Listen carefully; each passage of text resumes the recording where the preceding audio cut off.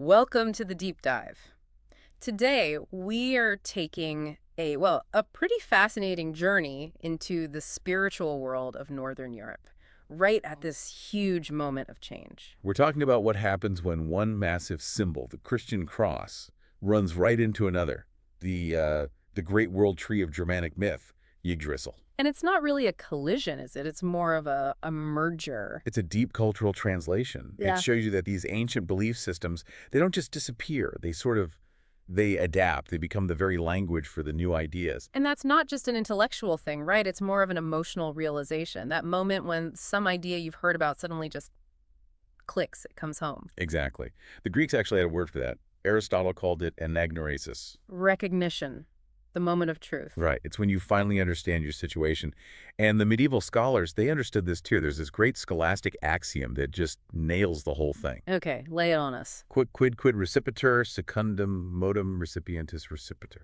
All right, that's a bit of a mouthful. What's the working translation for our deep dive? It basically means whatever is received in accord with the characteristics of the receiver. I see. So the message isn't just one size fits all. Not at all. It means the story of Christ, born in the hot, dry Mediterranean, had to be translated. It was received into the world of the fjord, the dark forest, the long winter. So they didn't just throw away their culture. No, they used it. They filtered Christianity through their own worldview, their own stories, and what they created was something totally unique. And that is really the mission for this deep dive. We're going to be looking at the Anglo-Scandinavian, Germanic, Norse, Denmark, Norway, England. And looking at the art, the buildings, the poems, all these places where early converts didn't feel they had to destroy their old myths. Instead, they found the meaning of the new faith inside them. They translated this idea of salvation into the imagery of their own protective world tree. And we see this bridge being built right away. I mean, one of the first and best examples is this incredible text from the 9th century. It's called the Heliand. The Heliand, that means the savior. It's this epic poem in Old Saxon, right? Taking the Gospels and making them make sense to a Germanic audience. An audience that understood heroes and loyalty way better than, abstract Greek theology. So how did they do it? It's just a masterpiece of adaptation. Yeah. The poet, we don't know who he was, reframed the entire story. Jesus becomes the Heliand, a great Germanic chieftain. And the apostles. They're his loyal thanes, his vassals. And think about the crucifixion. The Romans executed people on a timber gallows. That's a foreign concept. Right. So the poet describes it as happening on a boom in a barège. A tree on a mountain. Exactly. That one little change connects it immediately to the most sacred thing in their world, the world tree. It domesticates the image. It makes it theirs. That's brilliant. It feels native, not imported. And the theology shifted too. Salvation wasn't about abstract faith. It was about true love. Faithfulness, loyalty. Yes, the core virtue of their whole society. A good thane owes his chieftain loyalty, even to death. And the chieftain provides protection. So you weren't just adopting beliefs, you were entering a covenant, a familiar binding one. It gives Christ a kind of political authority they could understand immediately. Loyalty was their whole legal and social framework. It was. And it even changed how they saw figures like the Virgin Mary. When the angel Gabriel comes to her, he doesn't just say full of grace. That's a dense theological concept. So what does he say? He starts by telling her, your Lord is very fond of you. That's really human. Grace is God's personal affection. It makes the relationship understandable, Yeah. It's God's deep fondness for her. Then he adds, the woman full of grace. But it's softened. And we know this worked. This text was circulating at the highest levels.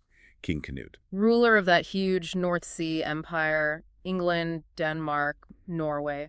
He owned a copy of the Heliand. This was the intellectual blueprint for how the northern elite understood this new faith. So if the Heliand is the poetic blueprint, then the Jellingstone in Denmark, that's the proof in granite, isn't it? This is where that merger becomes, monumental, visible. Oh, absolutely. The Jellingstone, put up by King Harold Bluetooth around 960, 970 AD. It's colossal. It's a 10-ton granite boulder, basically a giant billboard between the burial mounds of his parents, Gorm the Old and Thyra. And the inscription is pretty direct. He says he united Denmark and Norway, and then the big one for us. And made the Danes Christian. It's a declaration. And the site itself tells that story of transition, doesn't it? Because Gorm the Old, Harold's father, he was famously pagan. He was, and he was originally buried in a huge traditional burial mound.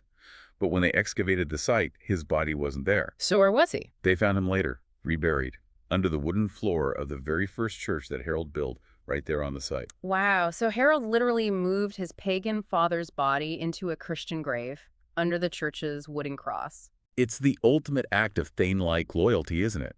He's trying to bring his father into the new fold, moving him from the old earth into the protection of the new church.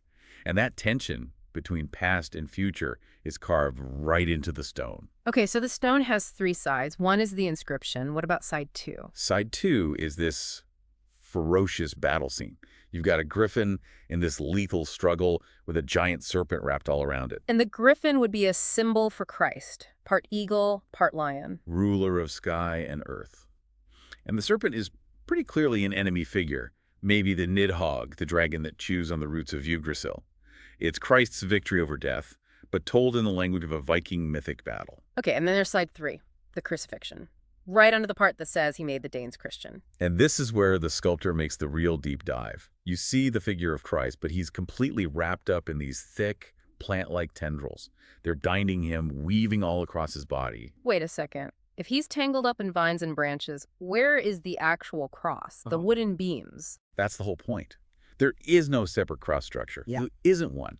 He isn't being executed on a piece of dead hewn timber. He is held, he is bound by the living, swirling branches of the tree of life itself. So the tree is the cross. The tree is the cross. The sculptor realized he could show his father's Yggdrasil and his own Christian cross as Utrakuinum. Both one. Both one. Christ's suffering is now part of the world's sustaining tree. The tree death is also the tree of life. For a Norse mind, that would have made immediate, powerful sense. How radical would this have looked to someone from, say, Rome? Oh, incredibly radical.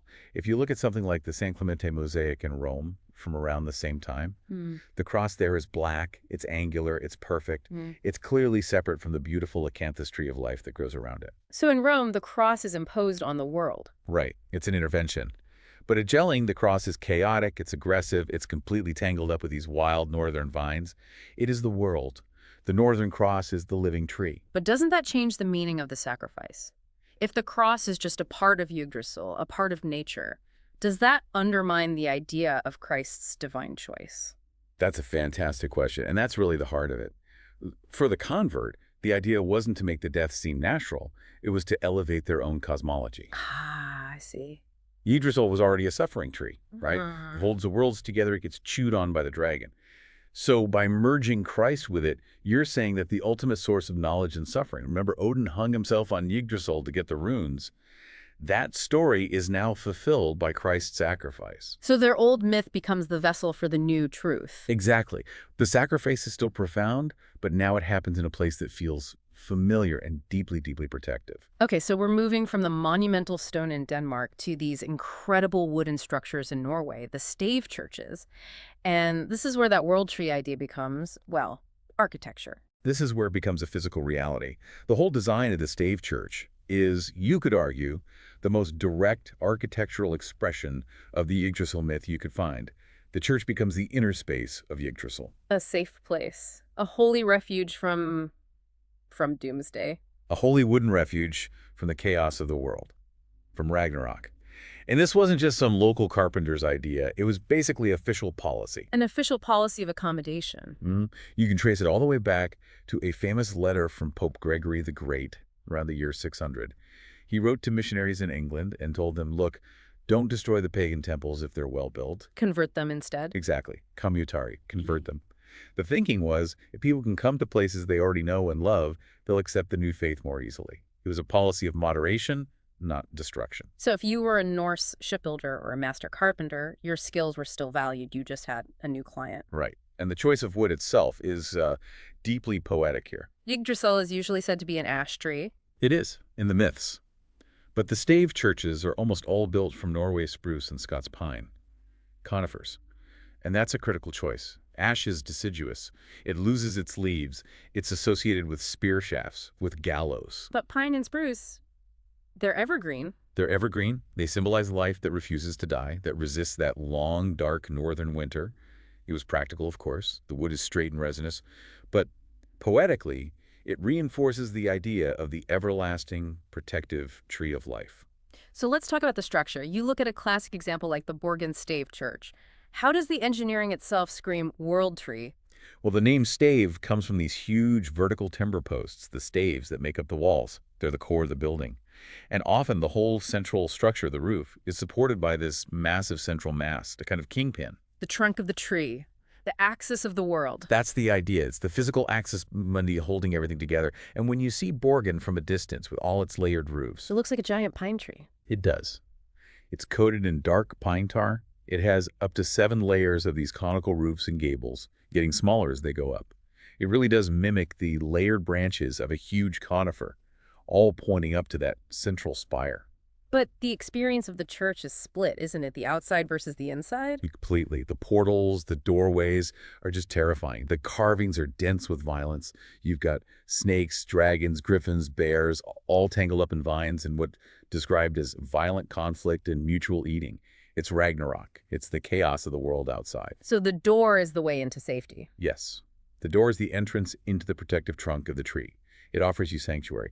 And this was literal. Worshippers had to leave their weapons in an outer walkway, the ambulatory, before they could enter the main nave. So you literally leave the violent world behind when you cross that threshold. And the insight confirms it. All that chaos is gone.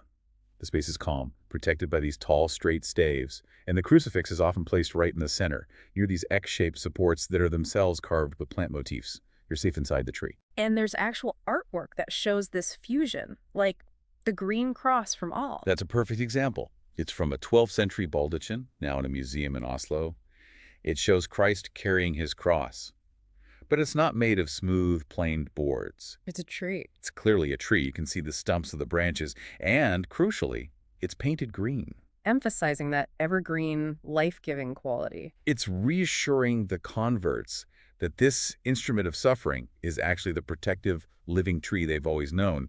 And this idea of a peaceful handover, it's really moving in something like the Skog tapestry. This is a Swedish piece, right, from the 12th century? It is. It shows a stave church in the center with people around it. But on the far left, you see 3 large figures. They're usually identified as the old gods: Woden, Thor, and Frey. And what are they doing? They're walking away from the church. Just leaving. Leaving peacefully. There was no great battle. Their job was done. They had prepared the way. Their stories had laid the groundwork for this idea of a savior and a cosmic tree, and now they just step aside and let the new chieftain take possession of the house they helped to build. That reframes the whole idea of conversion. It's not a conquest, it's a fulfillment. So the idea of the protective world tree as a building wasn't just limited to wood. When we go back to Denmark, to the island of Bornholm, the whole concept gets translated into stone in these amazing round churches. Yes, and here the focus shifts a little. It's less about the external shape of the building and more about the internal core. The massive central pillar that holds up the whole stone roof, that becomes the new Yggdrasil. But before we get to the pillar itself, there's a baptismal font in the church at Kirkeby. Master Siggraf's font from the 12th century. It's a perfect microcosm of this whole synthesis. It's dedicated to John the Baptist, and it's placed right near that central pillar. And the base of the font. It's carved with these twisting vines and living creatures. It's classic Yggdrasil imagery. And if you remember the myth, the 3 Norns, the Fates, they keep the world tree alive by splashing it with water from a pool at its base. And now, in the church, you have the baptismal font with the holy water sitting right on top of that base. Supported by the tree's life force. It's like the Norns' work of sustaining the cosmos with water is now being fulfilled and repurposed by the holy water of baptism. The narrative choices on the font itself are really telling, too. I understand it focuses heavily on the Magi. It does. There are 5 separate panels for the Magi, the 3 kings from the east, and none for the shepherds. That's a very deliberate, you could call it a pagan-friendly presentation. How so? Well, the Magi found Christ by following their own religious tradition, right? Astrology. Yeah. The stars. So for a new convert, especially a high-status one, it validates their own path to knowledge. It says, your ancestral ways of understanding the cosmos, they led you here. This is the fulfillment of that search. It lets them identify with these foreign kings who found Christ through non-Christian means. And this wasn't just artistic license. This idea of accommodation was built into the process of conversion itself, in the baptismal oath. This is critical. From the Saxon baptismal oath in the 9th century, we know that converts had to stand up and publicly renounce the main gods: Thor, Woden, and Saxnod. But Yggdrasil isn't on that list. Yggdrasil is not on the list. And the reason seems to be that the church authorities saw the world tree as neutral. It was a cosmological model, a kind of a scientific description of the universe. It wasn't a rival deity you had to reject. You could reject the gods, but keep the universe they lived in. Precisely. Which made accepting a church shaped like that universe a lot easier. So let's turn to those stone structures. Nykirk, Estrelurskirk, Olskirk. That massive central pillar is the heart of it all. It's the stone version of Yggdrasil's trunk. And if you go inside Olskirk and look up at the ceiling, the vaults spread out from that central pillar. And they're painted with vines, with stars, constellations, even pine cones. So you get the feeling you're literally standing under the branches of the world tree. The one that, as Snorri wrote, spread out over all the world and extend across the sky. Exactly. The cosmic scale is brought right down into the church, into the experience of the believer. But the church at Estrelurskirk, that one takes the protection idea to a whole other level. It really does. Estrelurskirk is the biggest of these round churches. The central pillar is huge, 18 feet in diameter. But the crucial thing is, unlike the others, this pillar is hollow, and you can go inside it. You can enter it? Through 6 open doorways, you can actually enter the pillar. A refuge inside the trunk of the tree, made of stone. It's a direct architectural reference to the Ragnarok myth. In the old stories, 2 humans, Lif and Lifthrasir, Life and Life's Desire, they survived the end of the world by hiding deep inside Yggdrasil.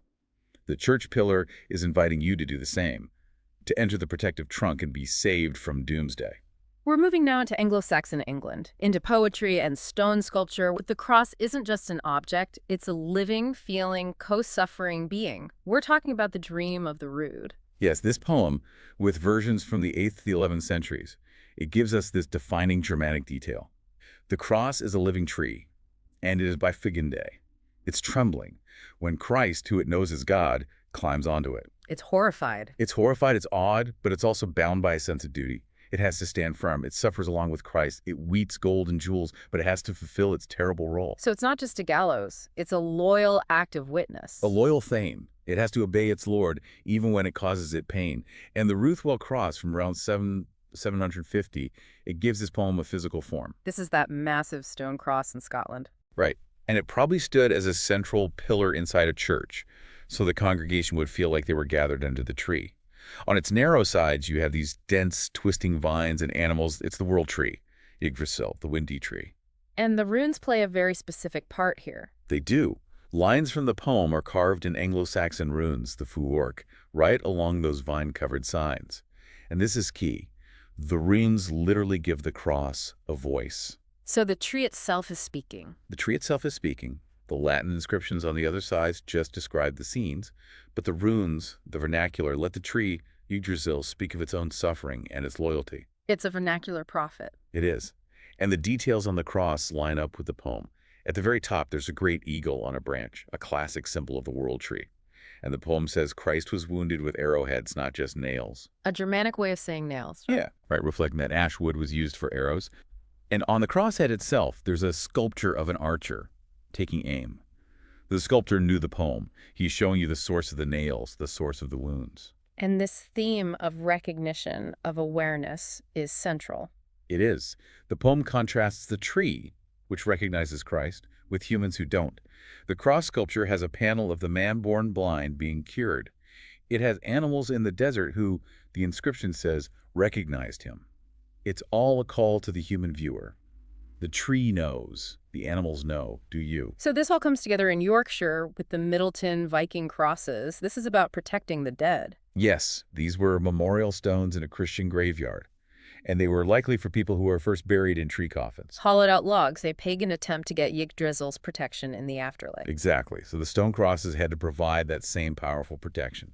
If you look at a crossbeam, you see a heroic warrior figure, maybe Christ, maybe an Odin-like hero, but below him is the crucial part. A dragon. A bound and gagged dragon.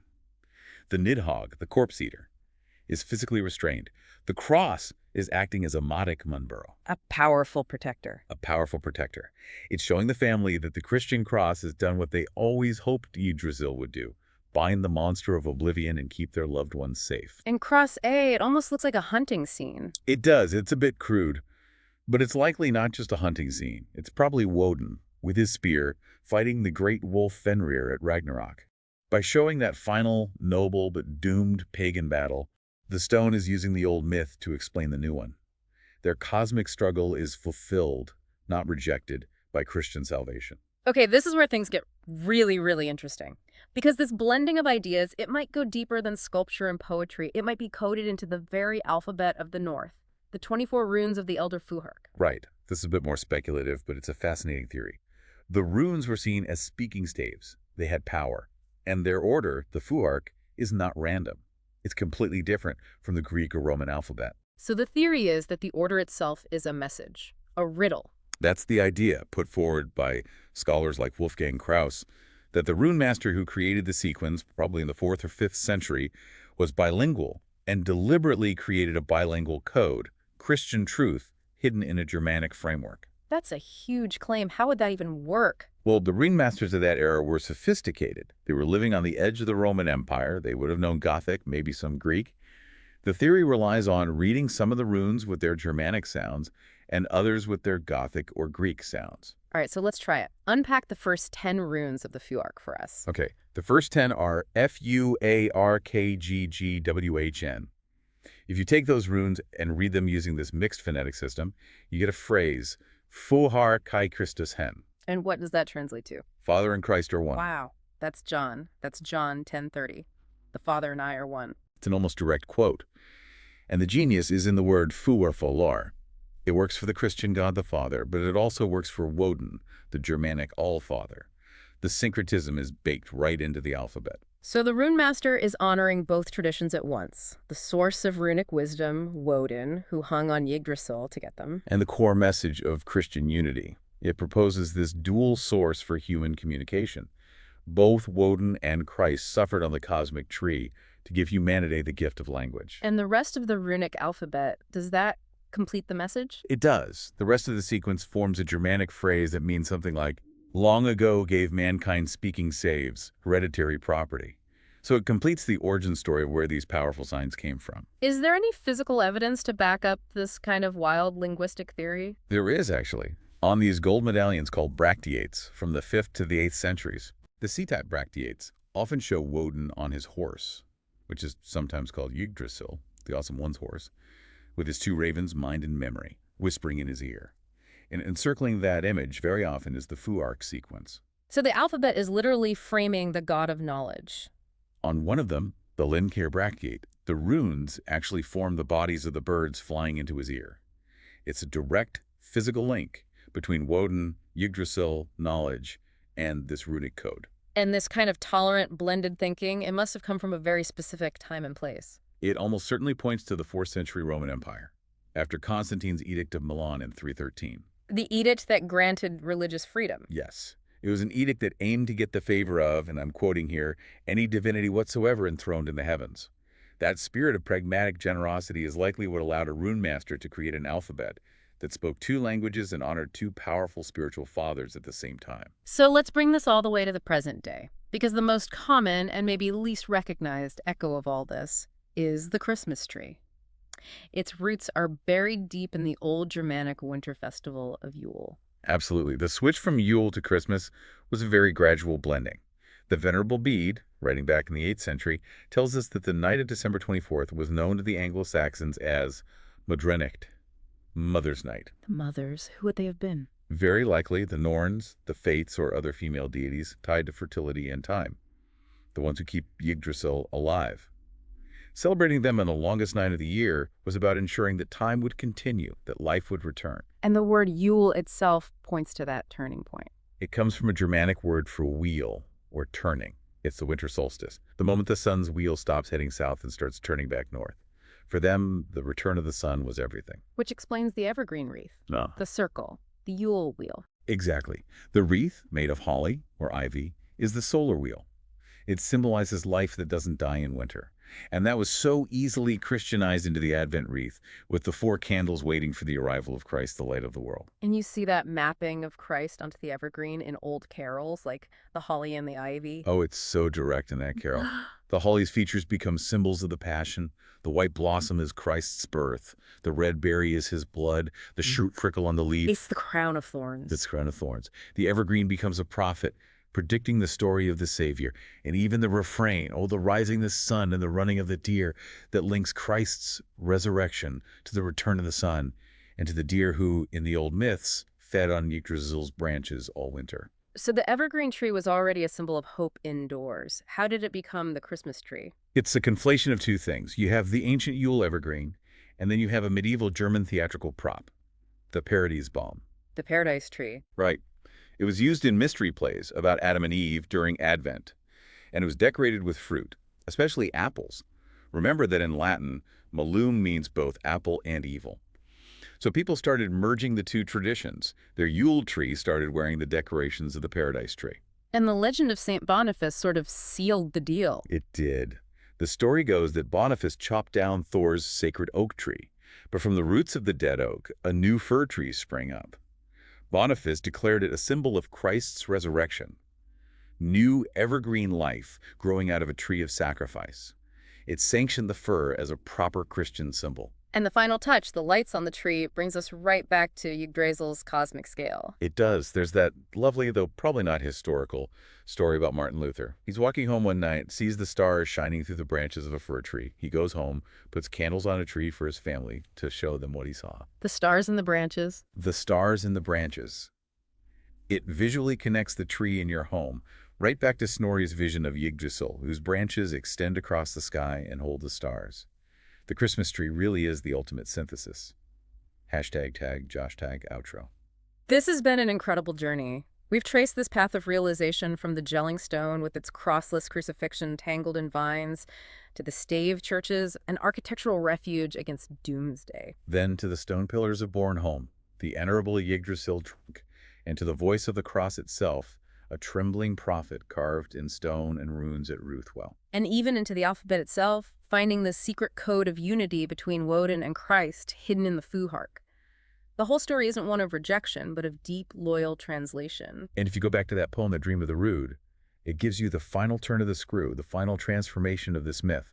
The poem says salvation doesn't come just from hiding inside Yggdrasil for protection, like in the old story. So it's not about external refuge anymore. No. The tree tells the dreamer that true salvation, real protection, comes when you allow the tree, the cross, to enter you, to be carried in the breast. It's about taking that external protector, that Matic Munburo, and making it an internal loyalty and internal reverence. You have to internalize its suffering and its strength. Exactly. So if those early northern converts could find the seeds of their new faith hidden in their oldest myths, their buildings, even their alphabet, it leaves a question for you, the learner. What seemingly ordinary or neutral cultural traditions in your own life, the stories you tell, the spaces you live in, the very language you use, might be hiding some unexpected, profound truth, just waiting for that moment of realization to finally come home.